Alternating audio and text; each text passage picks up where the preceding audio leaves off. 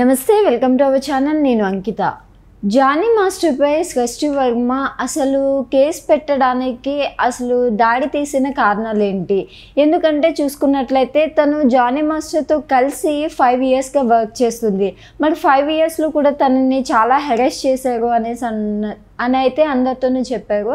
అదేవిధంగా కేసు అయితే కూడా నమోదు చేశారు. అయితే మరి ఇప్పుడు చూసుకున్నట్లయితే ఈ 5 years ఆగి ఇప్పుడు బయటకు వచ్చి అసలు ఎందుకు కేసు పెట్టారు, అసలు కేసు పెట్టడానికి గల మెయిన్ కారణాలు ఏంటి అని తెలుసుకోవడానికి నాతో పాటు సినీ క్రిటిక్ యజ్ఞమూర్తి సార్ ఉన్నారు. ఆయనతో మాట్లాడదాం. Hi sir. హాయ్ అంకిత. సార్, ఇప్పుడు చూస్తే జానీ మాస్టర్ పైన సృష్టి వర్మ కేసు అయితే పెట్టింది. సో అంటే అసలు 5 yearsగా తన దగ్గరే వర్క్ చేస్తున్న ఆమె సడన్గా ఎందుకు అసలు కేసు పెట్టడానికి మెయిన్ రీజన్స్ ఏవై ఉంటాయి అంటారు? సో మన సృష్టి వర్మ, సో అమ్మాయి ఎంపీని మధ్యప్రదేశ్ నుంచి వచ్చిన అమ్మాయి. ఢీలో కంటెస్టెంట్గా సీజన్ 11లో ఆమె ఒక కంటెస్టెంట్గా పార్టిసిపేట్ చేశారు. సో విజేతగా నిలవకపోయినప్పటికీ కూడా చాలామంది అమ్మాయి డ్యాన్స్ మూమెంట్స్, ఆమె చేసేటువంటి ఎనర్జెటిక్ పర్ఫార్మెన్స్లు అవన్నీ కూడా చాలామంది దృష్టిని ఆకట్టుకున్నాయి. సో అదే సందర్భంలో ఆమె జానీ మాస్టర్ దృష్టిలో కూడా పడ్డారు. సో ఆఫర్ ఇచ్చారు, నా దగ్గర అసిస్టెంట్గా చేరతామంటే సరే అని చెప్పి అప్పుడు ఆయన మంచి ఫేమ్లోకి వచ్చి ఉన్నారు అప్పుడే. సో జానీ మాస్టర్ నుంచి వచ్చిన ఆఫర్ తోటి ఆమె సంతోషంగా యాక్సెప్ట్ చేశారు. అలా 2019లో అంటే 2017లో ఆమె ఇక్కడికి వస్తే 2019లో అసిస్టెంట్ కొరియోగ్రాఫర్గా ఆయనకి అసిస్టెంట్గా ఆమె జాయిన్ అయ్యారు. ఆల్మోస్ట్ మీరు అన్నట్టు ఒక 4-5 ఏళ్ళు చేశారు. ఇప్పటికి చూసుకుంటే 5 years కంప్లీట్ అయిపోయింది. ఈ మధ్య కాలంలో వచ్చినటువంటి ఆయనకి బాగా జానీ మాస్టర్కి ఏవైతే బాగా పేరు తీసుకొచ్చిన సాంగ్ ఏదైతే ఉందో బుట్టబొమ్మ, సో అలవైకుంఠపురంలో, సో ఆ పాట అసిస్టెంట్గా కూడా ఆయనకి అసిస్టెంట్గా కూడా సృష్టి పనిచేశారు. సో ఆ మూమెంట్స్ ఎంతగా బాగా పాపులర్ అయ్యాయో మనందరికీ తెలుసు. ఎంత అంటే ఇంటర్నేషనల్ లెవెల్లో ఆ పాట అంత ఫేమ్ అయింది. అది ఈవెన్ ఆస్ట్రేలియన్ క్రికెటరు తను కూడా డాన్స్ చేసి అతని పేరేంటి డేవిడ్ వార్నర్. సో అతను కూడా బుట్టబొమ్మ సాంగ్కి రీల్స్ చేశాడు అతను. సో అంతగా ఆ పాట బాగా పాపులర్ అయ్యింది. సో అందులో కూడా ఆమె భాగస్వామ్యం చాలా ఉందని చెప్తారు. అలాగే ఈయనకి ఏదైతే నేషనల్ అవార్డు తీసుకొచ్చిందో లాస్ట్ ఇయర్ చేసినటువంటి ఫిల్ము తిరుచిత్రాంబళం, ధనుష్ నిత్యా మేనన్ జంటగా చేసిన సినిమా, అందులో ఆ మేఘం అనే పాట ఏదైతే ఉందో దానికి సో బెస్ట్ కొరియోగ్రఫీ అవార్డు ఆయనకి ప్రకటించారు. సో ఆ పాటలో కూడా సృష్టి పనిచేశారు. సో ఆ సందర్భంగా ఆమె ధనుష్తో తీసుకున్నటువంటి ఏవైతే ఇమేజెస్ ఏవైతే ఉన్నాయో అవి ఆమె షేర్ చేసుకున్నారు. అవి చాలా వైరల్ కూడా అయ్యాయి.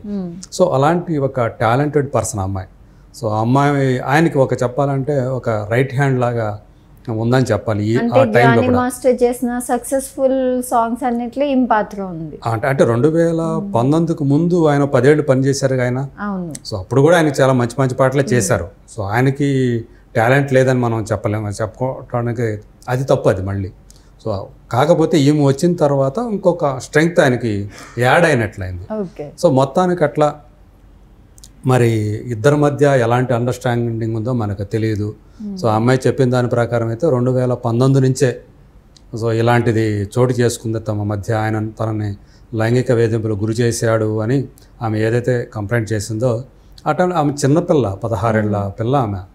సో ఇప్పుడంటే 21 సంవత్సరాలు. కానీ మరి ఈయన అంటే ఆమె అందంగా ఉండి ఉండొచ్చు, ఆమె మొత్తానికి అట్రాక్ట్ చేసింది.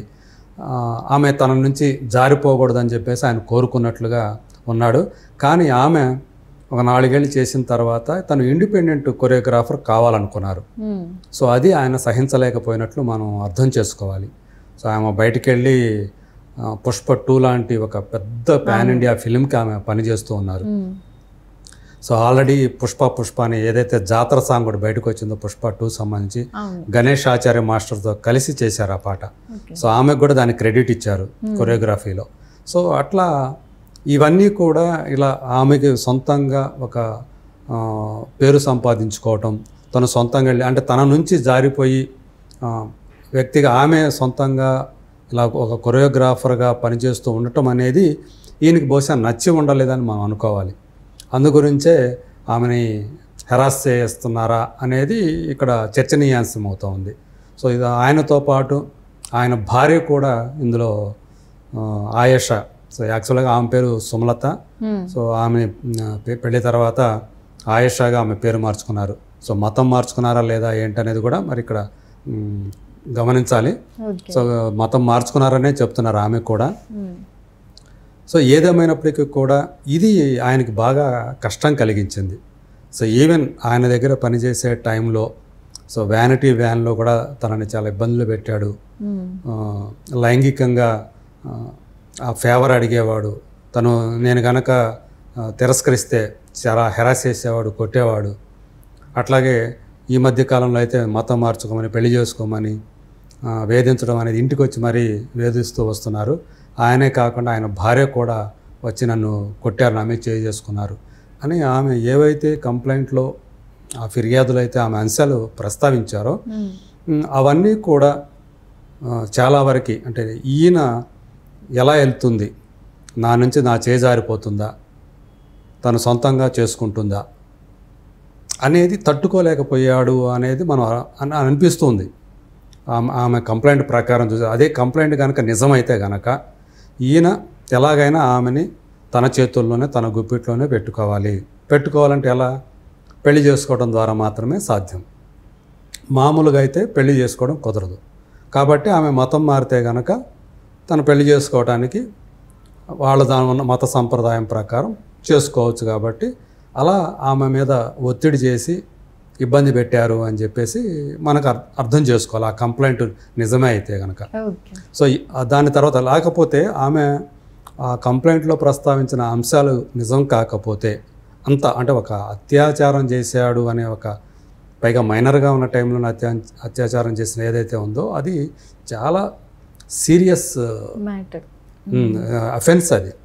సో అంటే పోక్సో అనే ఒక పిల్లలపై లైంగిక వేధింపుల నిరోధక చట్టం అది పోక్సో అనేది. సో ఇది పెడితే కనుక ఇంకా అతను ఖచ్చితంగా జైలు వచ్చి లెక్క పెట్టాల్సిందే, నాన్ బెయిలబుల్ కేసు అది. పైగా దానికి జీవితకాలం కూడా శిక్ష పడే అవకాశాలు ఉన్నాయి. అంటే హత్య చేసిన వాళ్ళకి పడే శిక్షలు ఏవైతే ఉన్నాయో అలాంటి కఠినమైన శిక్షలు ఈ పోక్సో కింద నేర నిరూపణ జరిగితే దోషులకి అలాంటి శిక్షలు పడే అవకాశం ఉంది. సో అలాంటి బలమైనటువంటి కింద ఇంకా పోక్సో పెట్టారా లేదా పోలీసులు అనేది ఇంకా మనకైతే సమాచారం లేదు. కాకపోతే మహిళా సంఘాలు మాత్రం డిమాండ్ చేస్తున్నాయి ఇది ఇక్కడ పోక్సో చట్టం కూడా అమలు చేయాలి, దీంట్లో పెట్టాలి, ఆ సెక్షన్ కింద కూడా పెట్టాలి అని. ప్రస్తుతం పోలీసులు దాని కింద పెట్టలేదు. సో ఆమె మీద అత్యాచారము అలాగే మోసం చేసి ఆమెను ఇబ్బంది పెడుతున్నాడు, ఆమె మీద దాడి చేశాడు, దౌర్జన్యం చేశాడు, ఇలాంటి కేసులు 3 కేసులు పెట్టారు, 3 సెక్షన్ల కింద పెట్టారు. సో పోక్సో కింద పెడితే కనుక ఇది ఇంకా చాలా సీరియస్ మ్యాటర్ అయిపోతూ ఉంది. మొత్తానికి ఆ అమ్మాయి ఇప్పుడు భవిష్యత్తుని అతను దాని ప్రకారం అయితే ఒక భవిష్యత్తు అనేది లేకుండా తన చేతిలో పెట్టుకొని తను ఎలా అయితే ఆడించినట్లుగా ఆడాలి అనేటట్లుగా ఆమె మీద విపరీతమైన ఒత్తిడి చేసినట్టు మనకు తెలుస్తుంది. బహుశా అందు గురించి ఆమె ఇండిపెండెంట్గా అతని నుంచి బయటకు వచ్చేయాలని చెప్పేసి నిర్ణయం తీసుకున్నట్టు మనకి అర్థం చేసుకోవాలి. అయితే ఇక్కడ చూస్తే మరి జానీ మాస్టర్ అంత ఎక్స్పీరియన్స్ ఉండి అన్ని మూవీస్కి వర్క్ చేసిన పర్సన్ అంటే అంత మెచ్యూరిటీ లెవెల్స్ అయితే ఉంటాయి కదా సార్. ఒక మైనర్ బాలికతో అట్లా చేయడం అనేది కూడా అసలు ఎవరు ఊహించదగ్గంది కదా.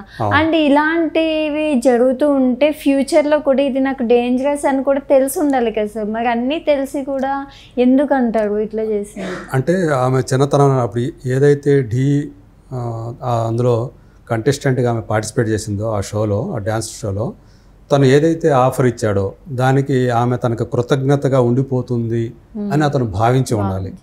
అదే ఇప్పుడు పెళ్లి చేసుకున్నట్లయితే ఈ గొడవలన్నీ ఏముండదు కదా, మళ్ళీ తన మీద ఇలాంటి కేసులు పెట్టే అవకాశం కూడా ఉండదు కదా అని అతను అనుకొని ఉండొచ్చు.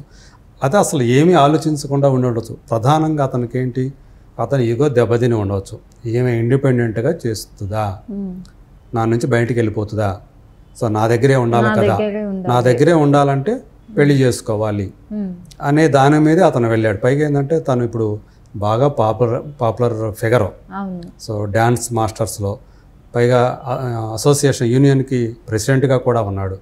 సో తను ఒక ఇన్ఫ్లుయెన్స్ చేయదగ్గ పొజిషన్లో ఉన్నాడు. సో అందు గురించే బహుశా నేను అనుకోవటం ఈ మిగతా ఏవి కూడా రేపు పొద్దున తనకి ఇది డేంజర్ అయ్యే అవకాశం ఉంది. ఇప్పుడు చాలామంది ఇలాంటి కేసులో చిక్కుకునే వాళ్ళు ఇవన్నీ ఆలోచించి చేస్తున్నారా? కాదు కదా. సో వాళ్ళకి ఆ టైంలో తోచింది చేస్తారంతే. వాళ్ళ ఈగో ఇబ్బంది పడిందంటే, ఈగో కొంచెం దెబ్బతిందంటే దానికి తగ్గట్టుగా వాళ్ళు బిహేవ్ చేయడం మొదలు పెడతారు. సో దాని పర్యవసానాలు ఎలా ఉంటాయి ఏంటి అంత దూరం కూడా ఆలోచించరాడు. సో ఈ అమ్మాయి అంత దూరం పోతుందని అది ఆలోచించి ఉండడు. అందు గురించే ఎలాంటి ఇబ్బంది గురి చేసి ఉంటాడు అని మనం అనుకోవాలి. సో ఇప్పుడు ఆ అమ్మాయి ఇంతకాలం తర్వాత ఇప్పుడు బయటకు వచ్చిన దానికి కారణం కూడా అదే అని మనం అనుకోవాలి. సో ఇప్పుడు దాకా సహించింది. సో ఇప్పుడు తను సొంతంగా ఒక కొరియోగ్రాఫర్గా తన కెరీర్ని స్టార్ట్ చేయాలనుకుంది. దానికి తన ఇబ్బందులు సృష్టించేటప్పటికి ఇక తప్పనిసరి పరిస్థితుల్లో ఆమె పోలీసుల్ని ఆశ్రయించారు అని మనం అర్థం చేసుకోవాలి ఈ కేసుకు సంబంధించి. ఏదైనా ప్రస్తుతం అయితే జానీ మాస్టర్ పరారీలో ఉన్నారు భార్యతో సహా. ఆమె కూడా ఆయేషా గారు కూడా, ఎందుకంటే నేను కూడా ఇద్దరికి కాల్స్ చేస్తున్నాను 2 రోజుల నుంచి. ఇద్దరు ఫోన్లు అందుబాటులో లేవు, స్విచ్ ఆఫ్ అనేవి వస్తూ ఉన్నాయి. సో కాబట్టి ప్రస్తుతం వాళ్ళిద్దరూ కూడా, ఎందుకంటే పోలీసులు కూడా ఇంకా ట్రేస్ చేయలేదు వాళ్ళని. వాళ్ళ దర్యాప్తు మరి ఏమని తెలుస్తుందో తెలియదు. ప్రస్తుతానికైతే ఆ ఇద్దరు కూడా పరారీలో ఉన్నారు. ఒకవేళ ఏ తప్పు చేయకపోతే నిర్భయంగా వాళ్ళు ఇలా అంటే ఎక్కడో దాక్కోవాల్సిన అవసరం వాళ్ళకి కలిగి ఉండేది కాదని నేను అనుకుంటున్నాను. ఎంతో కొంత వాళ్ళు ఇందులో తప్పు చేసి ఉంటారని ఉండబట్టే వాళ్ళిద్దరూ కూడా ఇలా పరారీలో లేదంటే అజ్ఞాతంలో ఉన్నారని మనం అనుకోవాలి.